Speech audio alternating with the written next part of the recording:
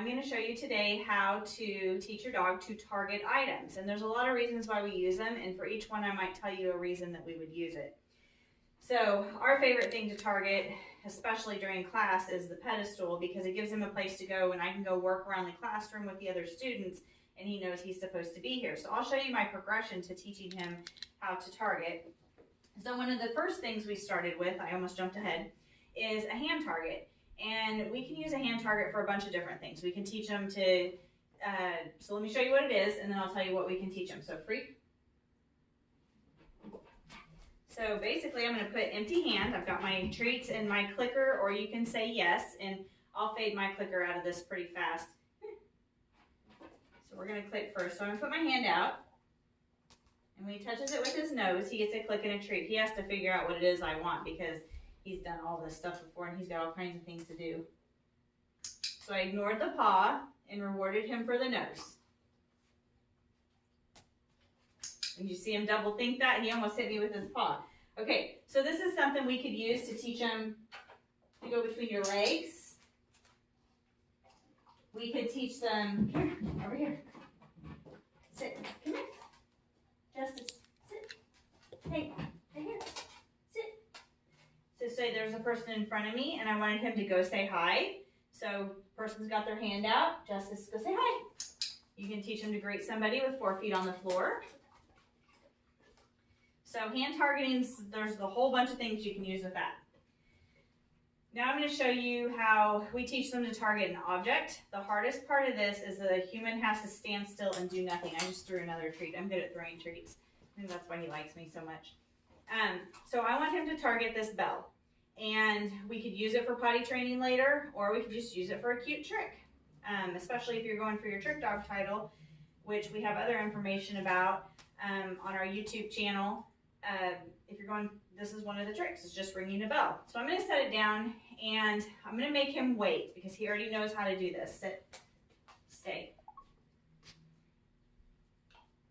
Now your dog might just sit here and not understand what he's supposed to do and you're just going to wait him out. Now he knows exactly what to do. So I'm going to pretend that we've sat here and I'm doing nothing and he doesn't know what to do. Free. So I'm going to tell him he can get up. And he got rewarded because he touched the bell.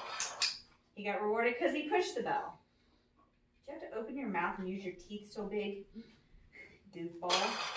So I don't like a kick on the bell, so I'm going to wait for his nose because that just shoots the bell across the floor. And my ultimate goal is to get him to ring it. So I'm going to ignore his feet.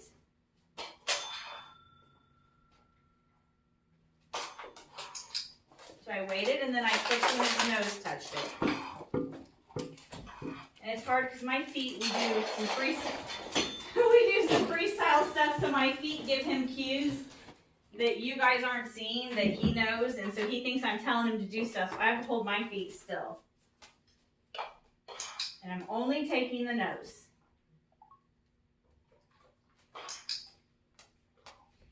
And then over time, you're going to work them up till they only get a treat if it rings. So he didn't get a treat for touching it. The bell's always been a hard one for him. He can target a million things, but this bell, ringing this bell is hard.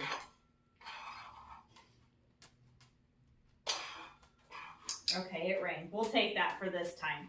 Okay, keep these sessions short and happy. Always end on a happy note. If you make it too frustrating for them, it's not worth it to them. Okay, so another thing we might have them target, these little pods. Oh, sorry, Justice, I got a hard pod. I like the softer ones. This is kind of a harder one. But basically, this might be I'm starting to teach him to target with his feet versus his nose, which obviously he's really good at. So I'm going to set it on the floor. If he looks at it, now he just ducked his head to it. I could have clicked that because your dog may just look at it. So I'm taking any attention to the item. Now I'm going to focus on, well, we just said feet, so I'll focus on his feet. Oops. So he's only getting attention if he touches it with his feet and if it's not sliding far across the floor. So targeting like this could teach a dog to maybe step on the scale at the vet's office. Soccer is a trick that we're learning right now, so it's hard to keep things stationary with him. Good. So there's lots of things we could use with our front feet, get them up onto things. So then I have just other things that we could do. And I want him to target that. Yes, good boy. And he just likes to touch things. And so, get back. Touch. Yes, good boy. And another thing you might have him treat or target would be a mat. And we can use a mat for a lot of things. It's a calming station. It's a wait at the door because somebody came to the door. Or it's a fun trick that you can do on a rainy day. Over here. So I clicked and treated him for touching the mat.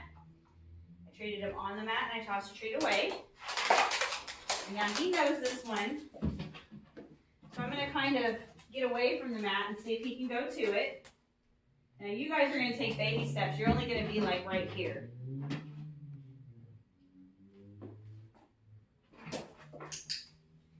Good. So maybe your dog might just touch it like we did with the other items first, and then you slowly teach them to go get it. So now I'm going to toss a treat to get him off of it. He's not used to getting 2 treats. Did you catch that in the air? I didn't even see it go.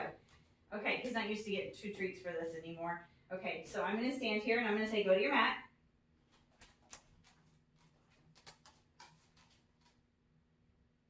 That's not close enough for me because he knows this one.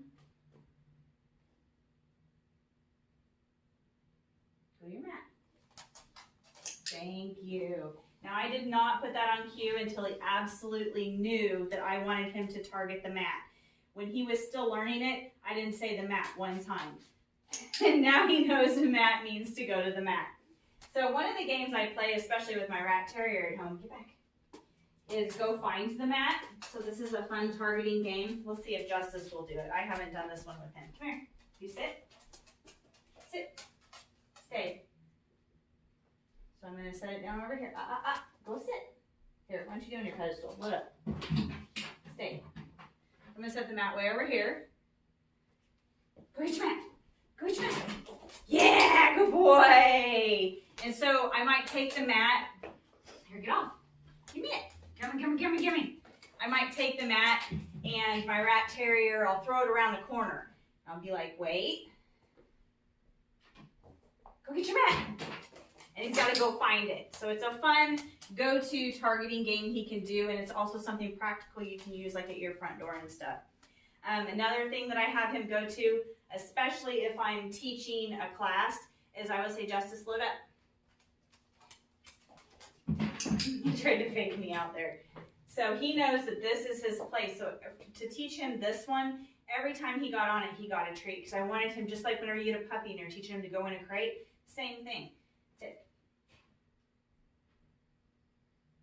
I said sit. Did you hear me? There you go, good boy. So I treat him for doing things on the pedestal. Get off. Don't treat him for getting off. Load up. Good boy. He loves his pedestal. So remember, when you're teaching your dog to target, you start off with something easy like your hand, and you reward them for approximation. So did they look at it? Did they touch it? Did they trip on it? Did they run into it? You use your marker, whether it's a clicker or the yes word, and then you can take it to items on the floor or items on a chair and have them touch those. This is how we teach dogs to open doors and to close doors.